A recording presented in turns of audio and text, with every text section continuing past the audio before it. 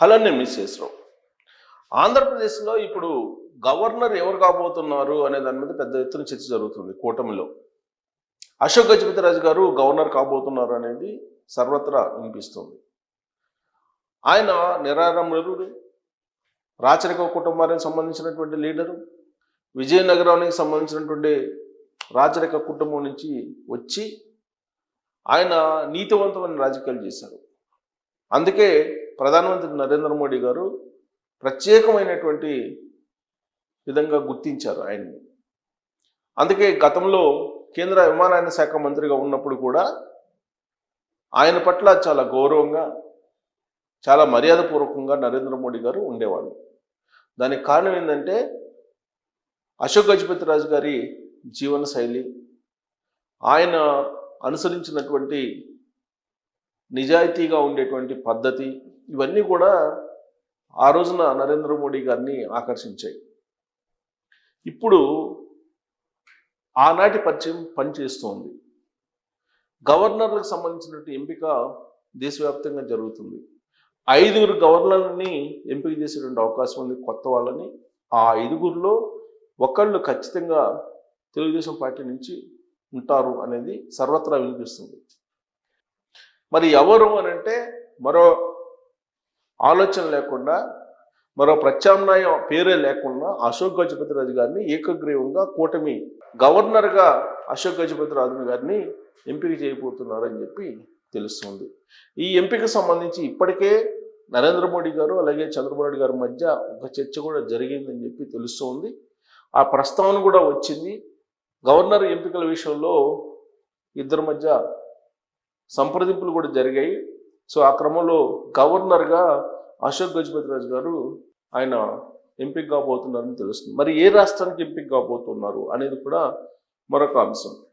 తమిళనాడు గవర్నర్గా ఆయన నియామకం కాబోతున్నారు అనేది కూడా. ప్రస్తుతం తమిళనాడులో ఉన్నటువంటి పరిస్థితులు సానుకూలంగా ఉండాలి అనేది బీజేపీ యొక్క ఆలోచన. అందుకే ఆ రాష్ట్రం మీద అవగాహన ఉన్నటువంటి వాళ్ళు ఉండాలి.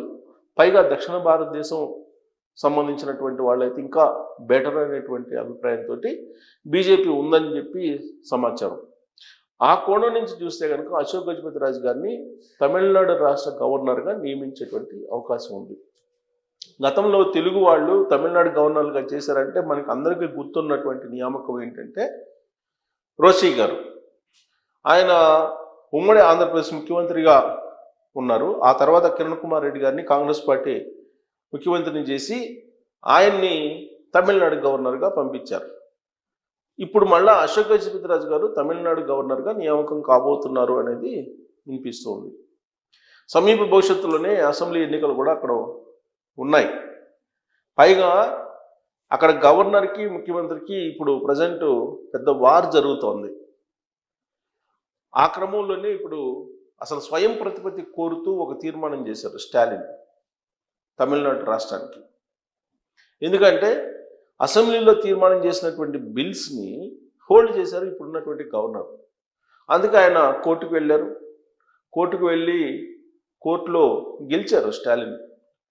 నిర్ణీత కాలంలో ఆ బిల్స్ మీద తుది నిర్ణయం వెలువరించకపోతే అవి ఆటోమేటిక్గా చట్ట రూపంలోకి చేసుకోవచ్చు ప్రభుత్వాలని చెప్పి కోర్టు ఇచ్చినటువంటి తీర్పుని బేస్ చేసుకొని ఇప్పుడు భారతదేశ వ్యాప్తంగా చర్చ జరుగుతుంది.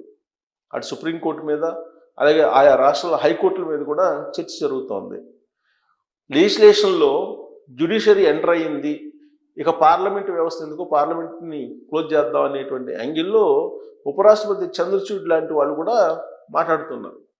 అంటే న్యాయ వ్యవస్థ మీద చర్చ ప్రారంభమైంది. దానికి కారణం తమిళనాడులో స్టాలిన్ ప్రభుత్వం పాస్ చేసినటువంటి 10 బిల్లుల్ని ఆ రాష్ట్రానికి సంబంధించిన గవర్నర్ హోల్డ్ చేశారు. దాంతో కోర్టుకి వెళ్లాల్సి వచ్చింది స్టాలిన్. కోర్టులో వాద ప్రతివాదనలు వెళ్ళిన తర్వాత నిర్ణీత సమయంలో గవర్నర్ కనుక రెస్పాండ్ కాకపోతే, వాటికి ఆమోద ముద్ర వేయకపోతే ఆటోమేటిక్గా ఆ బిల్స్ని ఇంప్లిమెంట్ చేసుకోవచ్చు, చట్ట రూపంలోకి కన్వర్ట్ చేసి అని చెప్పి ఒక తీర్పు చెప్పింది. దాని ప్రకారం ఆల్రెడీ తమిళనాడులో ఆ 10 బిల్లులు అమల్లోకి వచ్చాయి, చట్టం రూపంలోకి వచ్చేసాయి. ఆ తర్వాత స్టెప్ ఏం చేశారు, స్వయం ప్రతిపత్తి కావాలి తమిళనాడు రాష్ట్రానికి అనేటువంటిది మరొక అంశాన్ని తెర మీదకు తీసుకొచ్చాడు స్టాలిన్. అంతేకాదు అసలు హిందీ భాష అవసరం లేదు అనేటువంటిది ఇంకొక వాదన కూడా ఆయన బయటకు తీసుకొస్తున్నారు.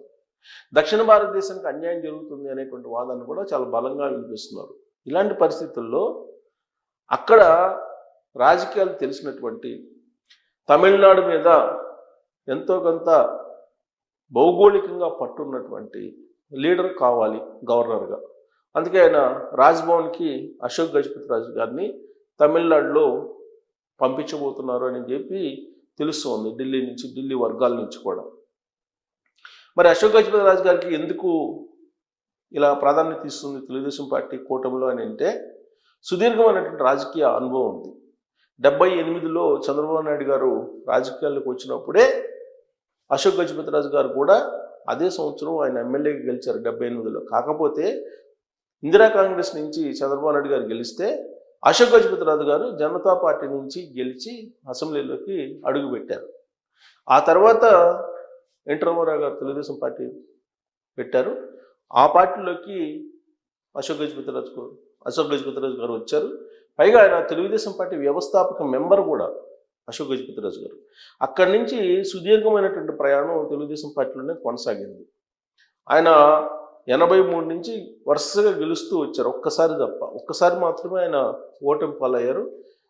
ప్రభుత్వంలో ఉన్న ప్రతిసారి కూడా ఆయన మంత్రిగా పనిచేశారు. అంత ప్రాధాన్యత తెలుగుదేశం పార్టీ అధిష్టానం ఆయనకి ఇస్తూ ఉంటుంది. దానికి కారణం చిత్తశుద్ధి, తెలుగుదేశం పార్టీ భావజాలం, నీతివంతమైనటువంటి రాజకీయాలు చేయడం, ప్రజలకు ఆయన అందుబాటులో ఉండటం, ఇవన్నీ కూడా ఆయనకి కలిసి వచ్చినటువంటి అంశాలు. అందుకే ఇప్పుడు ఆయన సేవలను గుర్తించి గవర్నర్గా ఆయన్ని ఎంపిక చేయాలనేది కేంద్ర ప్రభుత్వం నిర్ణయం తీసుకుంది అని చెప్పి తెలుస్తుంది. కాకపోతే చాలా పేర్లు వినిపిస్తున్నాయి, కానీ అవేవి కూడా వర్కౌట్ అయ్యేటువంటి పరిస్థితి లేదని చెప్పి తెలుస్తుంది. మోత్కుపల్లి నరసింహుల పేరు వినిపిస్తుంది. గతంలో హామీ ఇచ్చారు చంద్రబాబు నాయుడు గారు, కాబట్టి ఆ హామీ ప్రకారం మోత్కుపల్లి నరసింహుల పేరు కూడా ప్రతిపాదిస్తారు అనేది కూడా ఒకటి వినిపిస్తుంది. మరోవైపు వరలరామయ్య, ఆయన నాకు గవర్నర్ పదవి కావాలని చెప్పి ఆయన అడుగుతున్నారు. ఇంకొక వైపు యనమల రామకృష్ణ గారు తనకి గవర్నర్ పదవి కావాలని చెప్పి ఆయన ఆశిస్తూ ఉన్నారు. ఇటీవల కాలంలో రాజకీయాల నుంచి వైదొలుగుతున్నానని చెప్పి ప్రకటించినటువంటి యనమల రామకృష్ణ గారు పుస్తక ఆవిష్కరణ సందర్భంగా ఒకవేళ చంద్రబాబు నాయుడు గారు ఇస్తే రాజ్యసభకి వెళ్ళాలనేటువంటి ఆలోచన ఉందని చెప్పి ముక్తాయించారు. అంటే పదవి ఇస్తే అది దాన్ని అనుభవించాలని చెప్పి ఎవరికైనా ఉంటుంది. సో కాబట్టి సంతృప్తి చెందాను రాజకీయాల్లో అని చెప్పి యనమల రామకృష్ణ గారు ఏదైతే చెప్పారో దాన్ని క్రైటీరియాగా తీసుకోలేము. అలాగే రాజకీయాలని నేను వదిలిపెట్టేశాను, వ్యవసాయం చేసుకుంటానని చెప్పినటువంటి సాయిరెడ్డి గారి మాటలో మనం నమ్మలేము. కాబట్టి రాజకీయాల్లో పదవులు వస్తే చివరి వరకు కూడా అనుభవించాలి, ప్రాణం ఉన్నంత వరకు కూడా అనుభవించాలి అనేటువంటి కోరిక అందరికీ ఉంటుంది.